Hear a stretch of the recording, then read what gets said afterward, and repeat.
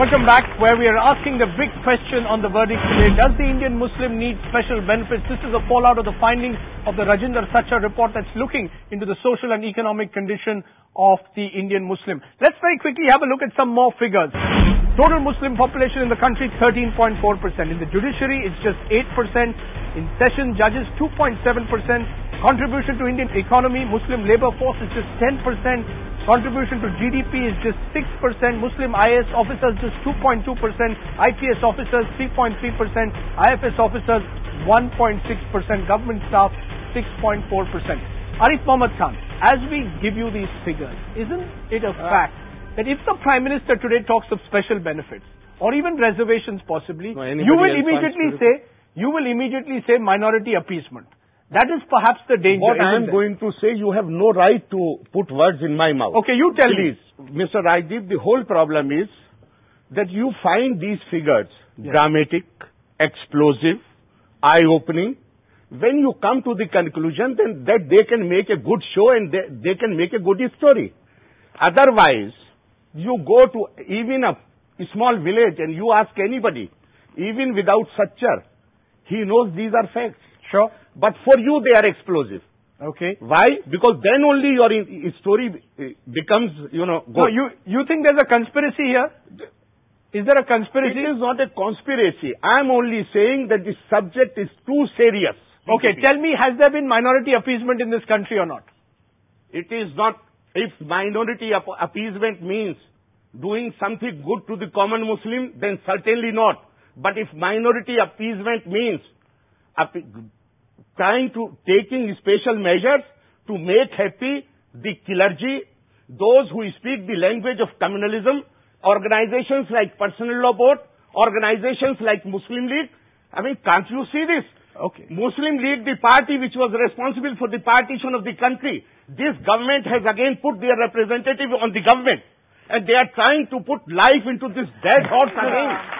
I think Arif is again deviating from the issue. No. I would like to say that I agree with him, but Rajdeep, want to tell you something. You left out a very important percentage of representation which is in jails, and that is 35%.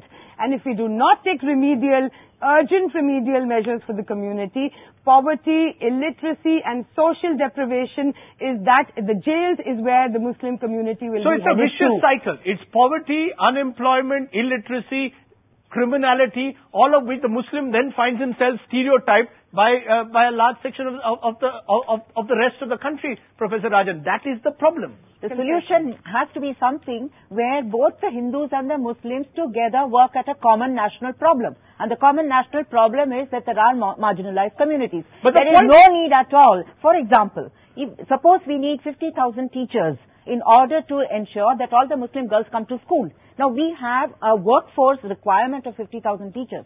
Nobody says that they should only be Muslims. Nobody says, and it's also not true that all of them need to be Urdu, because in the southern states, the Muslim community does not. But respond to the point that Arif Mohammad Khan has made a point. He suggests that if special benefits only mean benefits for the clergy or benefits for a few people close to the government, then these are not special benefits. Speak language of communalism. He says, indulge in violence.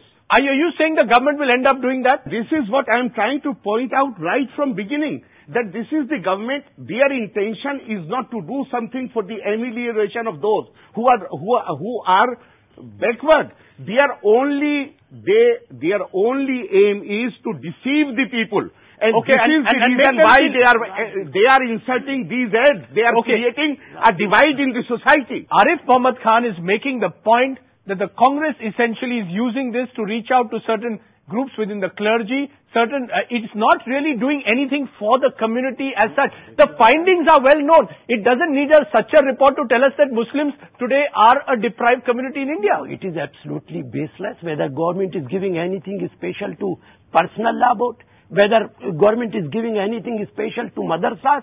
It is just nothing but allegation. Can you tell me the one big idea this government has? Rajdeep, let the report come first. So government will react only after that. I can say one thing, this Congress, headed by Sonia Gandhi, seriously wants to do something for the minority. Okay, we'll accept your point, but for a moment, Arif Mohammad Khan, let me stick to the political debate. Let us assume that the Prime Minister gets that report and says that the time has come for special benefits for Muslims or for the government to do something proactive.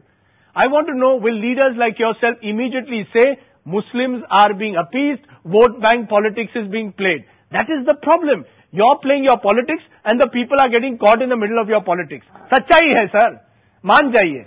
अगर आप कह रहे हैं आपका show है, आप मनवाना चाहते हैं जबरदस्ती, तो माने जाता हूँ. No, I'm asking for a direct answer because I'm worried that if once the report comes out. Please, again I'm saying it's not a question of direct answer. I think we are trivializing a very serious issue. Now we know what the problem is, what the disease is. Have we tried to know what the factors are there responsible for this problem? Unless we are able to identify the factors, how can we tackle the problem? We know the factors also. No, sir. You do not know the factors. 60 years of free India and we still don't know the factors that have led to the deprivation of Indian Muslims. It is a shame. It is a national shame. Fine. The appeasement theory First is over. The myth is no more. So what is that one big factor? What is the one big factor that 60 years later today, these figures are staring us in the face, Sadia Delvi? We must acknowledge that there has been religious discrimination, there has been caste oppression, because unless we acknowledge it, we are not going to seek remedial measures. Muslims have been the victims of divisive vote bank politics when nobody's really been well-meaning. Nobody's reached out to say, hello, you are our brethren, please come along with us. I want to know whether there is a systemic bias against the Muslims. Is the problem outside the community or does the problem lie within the community? We're going to look at that critical question after a very short break. You're watching The Verdict.